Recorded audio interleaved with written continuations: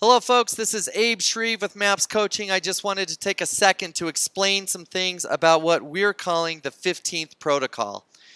Now, using the analogy of a football game, I want you to think just for a moment that every month is a football game. There are 12 games that lead to the championship. Like in a football game, there's offense and defense. Our listing strategy, how many listings we need to take, that is the defense. Listings keep the future of our business plan safe from defeat. Offense, that is our pendings, our executed contracts. Pendings or executed contracts fund our business and our lives.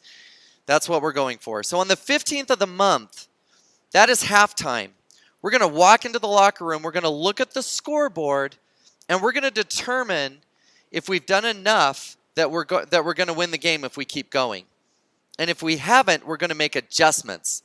We're saying that the 15th protocol essentially is predetermining an increase or an adjustment of your activities after the 15th of the month through the end of the month to get back on goal if we're off goal.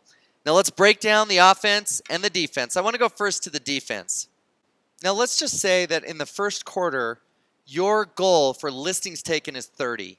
And to make things easy, we're going to say it's 10 for each month. And you can see here that January, February, March, I'll have a listing goal of 10 each, totaling 30.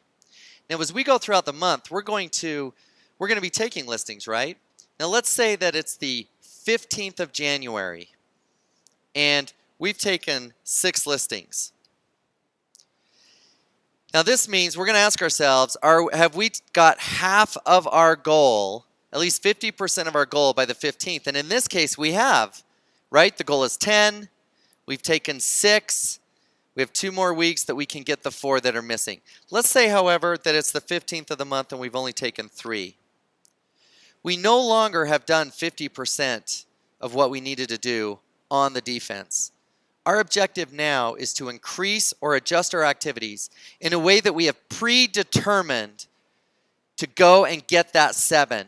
We always want to be specific. We need to go and get that 7. So we are pushing hard to go and make up the game. This is not a set it and forget it business. We don't just set a goal and then see how we did with it, and then try it again next month. Not us. We go and make up the difference. All right, now moving on, that one's easy because you just look at the total goal for listings taken, and on the 15th of the month, if you're 50% of that goal, you keep doing what you're doing. If you're less than 50%, you put in play the predetermined activities you said you would do to get back on your goal. Let's talk about the offense. Now, offense, that is our pendings or our executed contracts.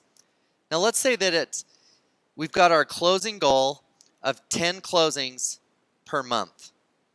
Now, this is when we enact the protocol for the offense or for pendings. By the 15th of the month, our pendings need to equal the closing goal of the following month. Now let me show you. We need to do a little math. It's not that easy because we need to make sure that we're clear on what that closing goal is. Let's just say in January, we've closed 2, and we have scheduled 6 more that will be closing this month. That means that when we combine our total closed and pending, we have 8, right? Now, notice that it's the 15th, and we're missing 2. These are closed units that we're talking about. And it's unlikely that we're going to do anything on the 15th of January to add more closings into January. Therefore, we've got to figure out exactly what we need to do for February. Now, let's just say that we have 6 that we've scheduled to close in February. We'll say that we have 3 that are scheduled to close in March. Now, here's the magic sauce.